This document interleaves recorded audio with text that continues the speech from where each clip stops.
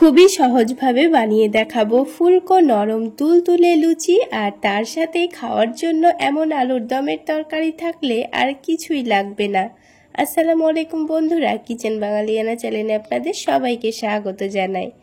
আজকে আমি আপনাদের খুবই সহজভাবে বলের মতো ফুলকো নরম তুলতুলে লুচি তৈরি করে দেখাবো। আর তার সাথেই খাওয়ার জন্য তৈরি করে নিতে পারবেন মাত্র কয়েক মিনিটের মধ্যে এই রকম নিরামিষ আলুর দমের রেসিপি। একবার হলো বাড়িতে ট্রাই করতে পারেন, দেখবেন দারুণ লাগবে। তো প্রথমে আলুর দম তৈরি করে নেওয়ার জন্য আমি এখানে খুবই ছোট সাইজের কয়েকটা আলু নিয়ে নিয়েছি। আর আলুগুলোকে ভালোভাবে ধুয়ে পরিষ্কারও করে নিয়েছি। এবারে আলুগুলোকে প্রেসার কুকারের মধ্যে সেদ্ধ করতে দিয়ে এদিকে লুচির জন্য ময়দার একটা ডো তৈরি করে নেব। সেই জন্য আমি 2 কাপ পরিমাণ ময়দা নিয়ে নিয়েছি। ময়দার মধ্যে সামান্য লবণ দিয়ে দিচ্ছি আর 1 টেবিল চামচ পরিমাণ চিনি দিয়ে দিচ্ছি। আর একটু ভালোভাবে ময়ান দিয়ে নেওয়ার জন্য 3 থেকে 4 টেবিল চামচ পরিমাণ সয়াবিন তেল দিয়ে দিচ্ছি। ময়দার সঙ্গে সবকিছু একসঙ্গে ভালোভাবে মাখিয়ে নিতে হবে। এভাবে একটু বেশি পরিমাণে তেল দিলে লুচির মধ্যে কিন্তু খুব একটা তেল টানে না, তাই ভালোভাবে ময়ান দিয়ে নিচ্ছি। তাহলে লুচিগুলো অনেকটা নরম তুলতুলেও তৈরি হবে। 2-1 মিনিট সময় নিয়ে তেলের সঙ্গে ময়দাটাকে ভালোভাবে মিশিয়ে নিতে হবে। এবার ময়দাটা হাতের মধ্যে এইভাবে একটু চাপ দিলে দেখুন খুব সুন্দর দলা পেকে যাচ্ছে। তো ময়দাটা ভালোভাবে ময়ান দেওয়া হয়ে গেছে। এবার এখানে অল্প অল্প করে পানি দিয়ে একটা ডো মেখে নেব। পানিটা আবার একেবারে দিয়ে ফেলা যাবে না, তা না হলে ময়দাটা কিন্তু অনেকটাই নরম হয়ে যাবে। তো বারে বারে অল্প অল্প করে পানি দিয়ে একটা খুব সুন্দর সফট ডো তৈরি করে নিয়েছি। এবার এই ডোটাকে আমাদের কিছুক্ষণের জন্য রেস্টে রেখে দিতে হবে। তাহলে এই ময়দার ডোটা এখনকার থেকে আরো অনেকটাই সফট হয়ে যাবে। তো ডোটাকে আমি 10 মিনিট মতো রেস্টে রাখবো। তার আগে অল্প করে একটু তেল ময়দার মধ্যে ভালোভাবে মাখিয়ে নেব। তাহলে ময়দাটার ওপর থেকে শুকিয়েও আসবে না আর অনেকটা সফটও হবে। এবার ঢাকনা দিয়ে ঢেকে আমি 10 মিনিট মতো রেস্টে রেখে দিচ্ছি। আর এদিকে আলুগুলো কিন্তু খুব সুন্দর সেদ্ধ হয়ে গেছে।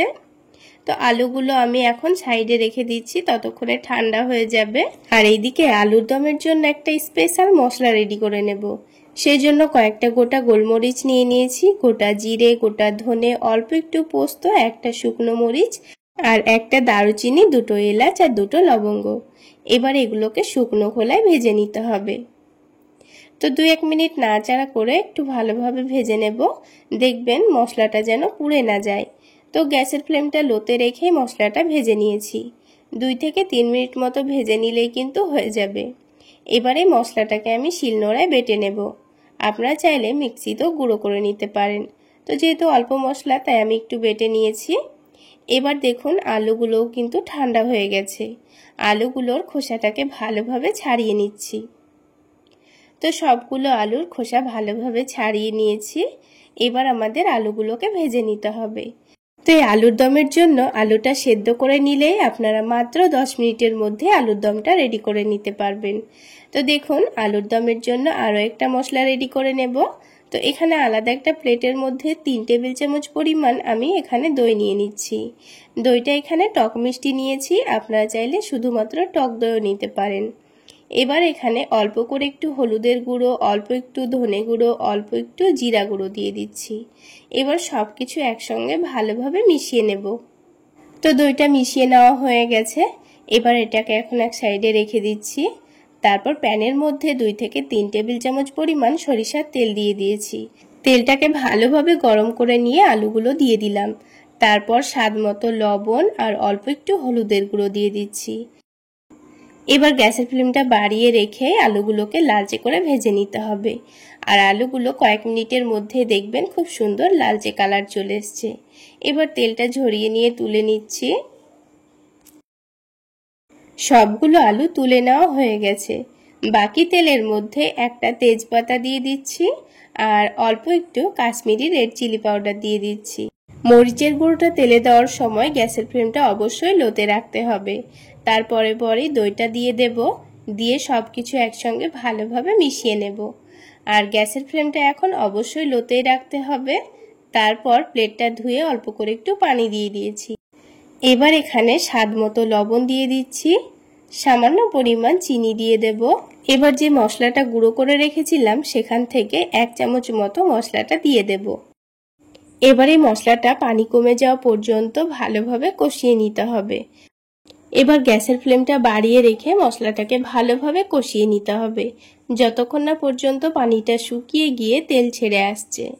তারপর এখানে হাফ কাপ পরিমাণ পানি দিয়ে দিয়েছি। যেহেতু আলুগুলো আগে থেকে সেদ্ধ করা আছে তাই এখানে পানির পরিমাণটা খুব বেশি দিইনি।